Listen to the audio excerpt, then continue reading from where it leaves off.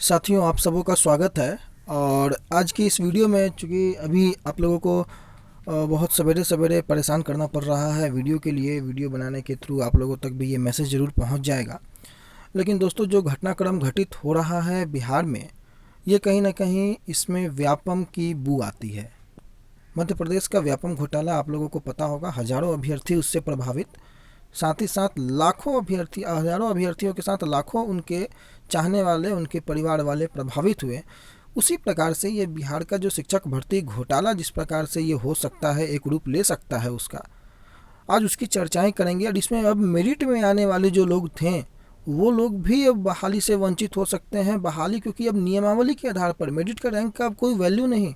ऐसी खबरें मैं आपको सारी चीज़ों से वन बाय वन रूबरू करवाऊंगा और कई ऐसे महत्वपूर्ण पॉइंट होंगे जो कि उस पर डिस्कशन बेहद ज़रूरी है। इसलिए आप लोगों का साथ, भले आप चैनल को सब्सक्राइब करें या ना करें, लेकिन ये वीडियो को अंत तक जरूर देखिएगा क्योंकि बहुत इंपॉर्टेंट होने वाला है ये वीडियो। कई महत्वपूर्ण बातें इसमें आपको शेयर की जाएंगी और आपके लिए जानना बेहद आवश्यक है। कल रात भर जानकारी इकट्ठा करने के बाद जो है, जो जानकारी हाथ लगी है वो यह लगी है कि गवर्नमेंट की नीति जो है, गवर्नमेंट की अब जो नीयत है, जो मंशा है, वो इस बहाली को पंचवर्षीय योजना बनाने की है। मेरिट में आने वाले लोग आप खुश ना हो, आपके साथ भी कोई अच्छा नहीं होने वाला है। बहाली अब आपके मेरिट के रैंक की कोई वैल्यू नहीं रह जाएगी। मैं बताऊंगा कैसे। ऐसा नहीं कि जो मेरिट में अब नंबर 1 पे है या नंबर 500 पे है तो उनकी बहाली पहले हो जाएगी, अब नॉट इन मेरिट लिस्ट वालों की बहाली बाद में होगी। ऐसा नहीं, दोनों बराबर, दोनों को सेम कंडीशन से अब जूझना पड़ेगा। जिस प्रकार से 2011 वाले अभी तक फॉर्म भरते आए हैं, अप्लाई करते आए हैं, ये कहानी ख़त्म हो गया। सीटें हैं 37,000, कैंडिडेट पास हुए हैं 70,000। गवर्नमेंट सभी को जो नौकरी एक बार अब नहीं दे सकती है। अब नौकरी मिलेगी आपको एकेडमिक मार्क्स के आधार पर, नियमावली के आधार पर। कैसे इस सभी बातों को लेकर के परेशानियां उत्पन्न हो रही हैं और ये कैसे अब 5 साल 7 साल वाला खेल बनते जा रहा है, सारी चीज़ों को मैं वन बाय वन आपको बताता हूँ। इस वीडियो में बस बने रहिएगा।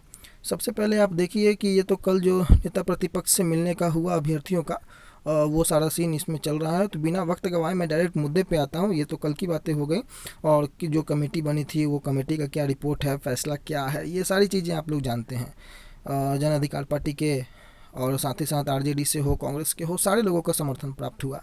लेकिन मुख्य मुद्दा दोस्तों, ये कुछ 7-8 पॉइंट मैंने लिखे हैं, इस पर डिस्कशन होगा। और उसके पहले आप यहाँ पर देखेंगे कि सफल होने वाले के सर्टिफिकेट से हट सकता है मेरिट लिस्ट का जिक्र। मेरिट लिस्ट यानी कि जो नॉट इन मेरिट लिस्ट है या मेरिट लिस्ट है, वो अब हटेगा। अब आप यहाँ पर थोड़ा सा आइए और यहाँ पर देखिए कि राज्य में 7वें चरण के माध्यमिक उच्च माध्यमिक शिक्षकों की नियुक्ति नियोजन नियमावली के प्रावधानों के तहत पूर्व से निर्धारित प्रक्रिया के तहत उनकी शैक्षणिक प्रशैक्षणिक अर्हता के मुताबिक मिलने वाले अंकों के आधार पर बनी मेधा सूची के मुताबिक हो सकती है। और संभव है कि एसटीटी 2019 के परिणाम के तहत जारी मेधा सूची का बहुत मायने न रहे। साथ ही 7वें चरण की नियुक्ति में एसटीटी 2011 के उत्तीर्ण अभ्यर्थियों को भी अपनी दावेदारी पेश करने का अवसर मिले। दोस्तों, इस खबर का मतलब क्या हुआ? खबर का मतलब यह हुआ, समझने वाले लोग कई तरह से समझेंगे। आप बिल्कुल आंख बंद करके कान खोल करके समझ लीजिए कि जो मेरिट लिस्ट बना हुआ था अभी विभाग के तरफ से, बोर्ड की तरफ से जो जारी किया गया, जिसमें कई लोग मेरिट में आ गए थे, कई लोग बाहर हो गए थे, दोनों अब क्वालिफाई हैं। केवल कोई मेरिट नहीं रहा, कोई रैंक नहीं रहा इस खबर के अकॉर्डिंग। अब जिस प्रकार से पूर्व में नियोजन इकाई के माध्यम से आपको नियोजन होते आया है आपके एकेडमिक मार्क्स के बेसिस पर, अब वो एकेडमिक मार्क्स के बेसिस पर आपका नियोजन होगा। आप एक क्वालिफाई बंदे हैं। जो मेरिट में 75 नंबर वाले भी अब क्वालिफाई हो गए, 140 वाले भी अब क्वालिफाई हो गए। अब धीरे धीरे एकेडमिक मार्क्स, ये मार्क्स का अब कोई वैल्यू नहीं अकॉर्डिंग टू दिस स्टेटमेंट। अब क्या होगा कि आपके एकेडमिक में क्या मार्क्स है, उस मार्क्स के आधार पे आपकी बहाली होगी। ऐसा क्यों हो गया? क्योंकि बिहार बोर्ड ने 21 जून को जो रिजल्ट जारी किया, मंगलवार को कमेटी गठित किया, उनके अनुशंसाओं पर अब यह सब कुछ निर्भर है।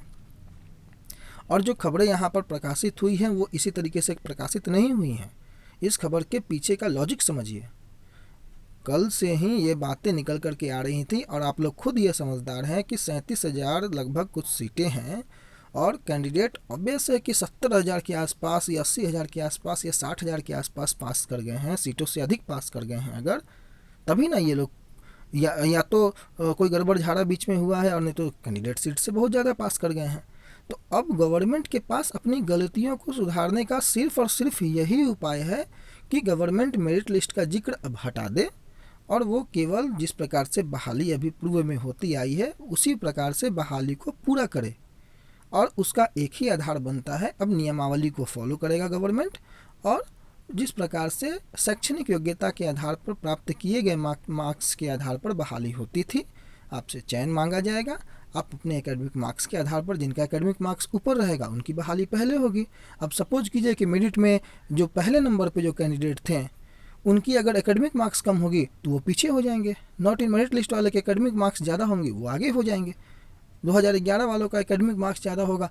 ये सारा खिचड़ी बन गया अब, और मेरिट लिस्ट में आने वाले लोग आप भी साथ हो जाइए। अब गवर्नमेंट क्या कर रही है या क्या कर सकती है इसका अंदाज़ा अब आप लोगों को भी लगता होगा। अब क्या है कि आप अगर ये सोचिएगा कि कैंडिडेट मेरिट लिस्ट वाले और नॉट मेरिट लिस्ट वाले दोनों एक दूसरे के दुश्मन हैं, ऐसा नहीं है। एक प्लेटफॉर्म पर आकर के अपनी बात को कोशिश कीजिए कि अब किस प्रकार से आके बढ़ाया जाए।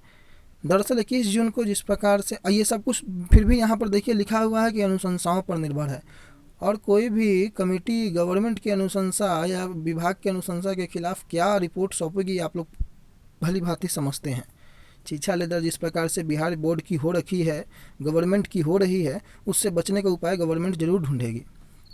कल के मंत्री के बयानों से लेकर बयानों से भी जो है आप स्पष्ट हो चुके होंगे कि अब फिर लाखों लाख अभ्यर्थी पास होंगे और सभी आराम से आने वाले 10 वर्षों तक अपनी नियुक्ति का इंतजार करते रहेंगे, धीरे धीरे उनकी नियुक्ति होती रहेगी। चलिए, ये तो हो गई एक बात। अब शिक्षा विभाग इस पे आगे जल्द निर्णय लेगा और उम्मीद है कि निर्णय आपको आने वाले आज शाम तक कोई ना कोई अधिसूचना जारी हो जानी चाहिए। दरअसल 21 जून को STT 2019 के 2 श्रेणियों में रिजल्ट बिहार बोर्ड के द्वारा घोषित किया गया, और पहला उत्तीर्ण और मेरिट लिस्ट में, जबकि दूसरा उत्तीर्ण किंतु मेरिट लिस्ट में नहीं। इसके बाद कन्फ्यूजन शुरू हो गया।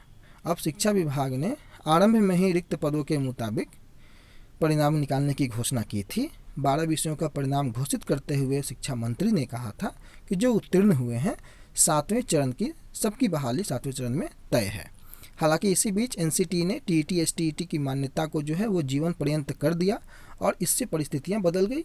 ये NCT का मुद्दा हमारे नोटिफिकेशन के बाद का है और NCT को लेकर के बस बचने का एक उपाय है, वैलिड फॉर लाइफ टाइम है, 2011 वालों के लिए है।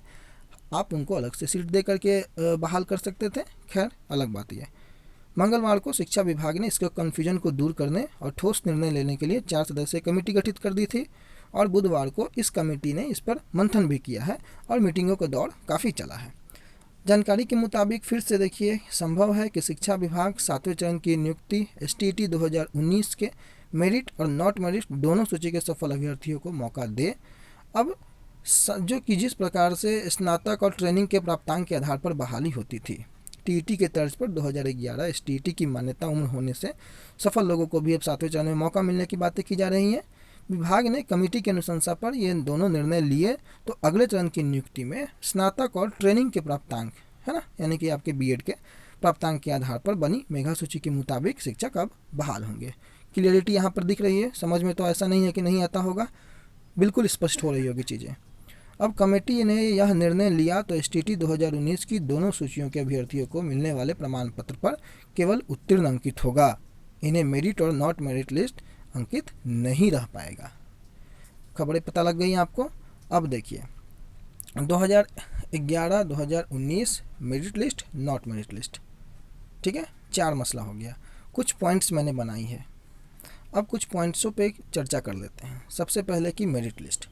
दोस्तों, अब मेरिट लिस्ट में आने वाले और न आने वाले, उम्मीद है कि दोनों अब कहानी इन लोगों का ख़त्म।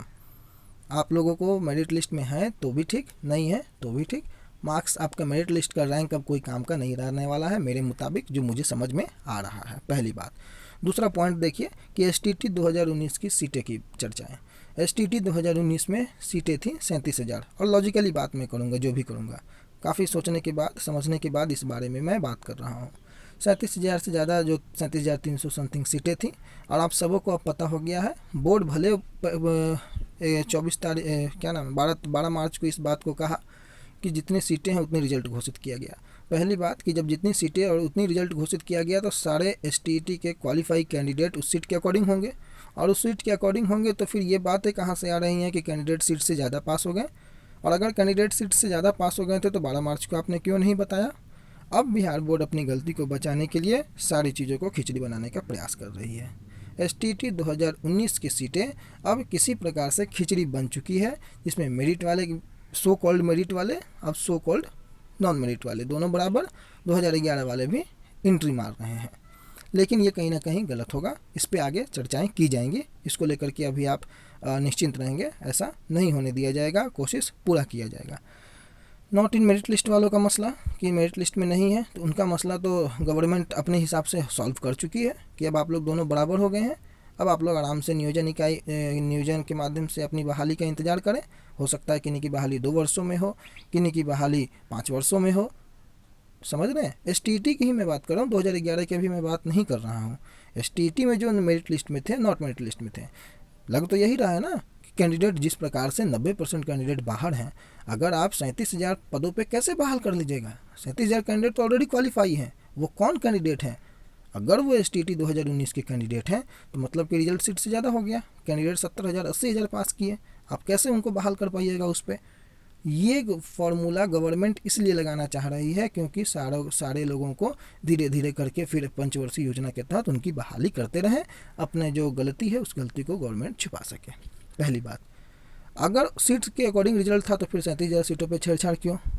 गवर्नमेंट नोटिफिकेशन से इतर पितर क्यों जाएगी? तो बहुत सारी बातें हैं, उस पर आगे चर्चाएं होंगी। लेकिन चौथा नंबर पॉइंट देखिए आप, 2011 वाले कैंडिडेट। 2011 वाले कैंडिडेट कभी भी 2019 की सीटों पे नहीं आ सकते हैं, ये बिल्कुल तय है।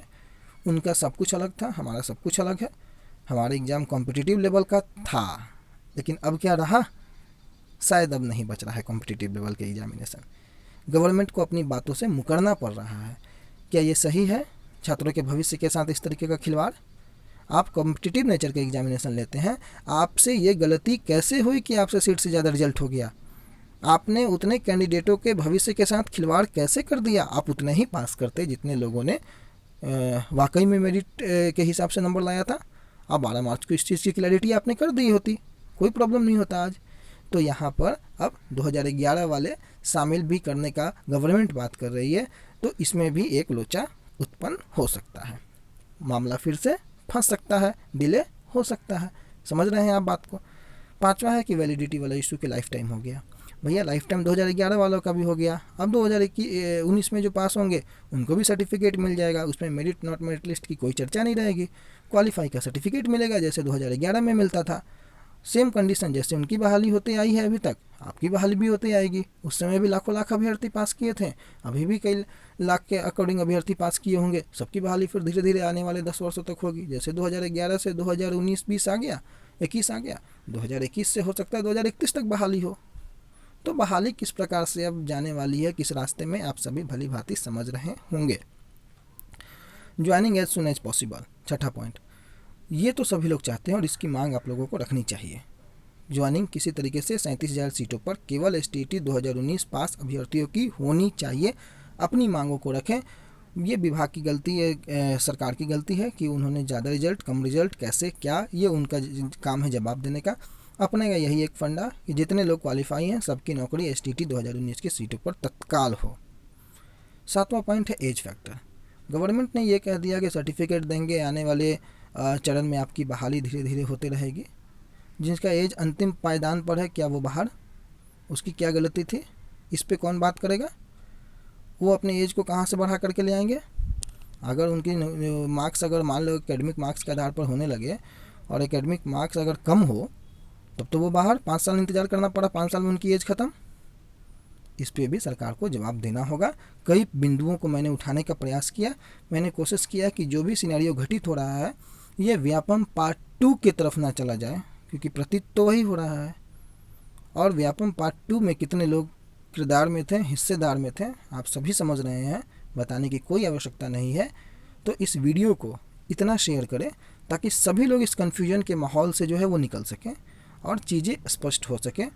कई लोगों के माध्यम से कई सवाल पूछे जा रहे हैं, मैं आने वाले समय पे उस पर चर्चाएँ करूँगा, लेकिन ये वीडियो मुख्य रूप से STET, merit list, not merit list और बहाली को लेकर के ये चर्चाएँ थी। उम्मीद होगा कि आपके मन के सारे डाउट क्लियर हुए होंगे। फिर भी कोई डाउट अगर रह गया हो तो आप चैनल के कमेंट बॉक्स में पूछ सकते हैं, और सब्सक्राइब अगर अभी तक नहीं किया हो आपने तो सब्सक्राइब जरूर करके बेल आइकन को दबा सकते हैं, मन करे तो। धन्यवाद।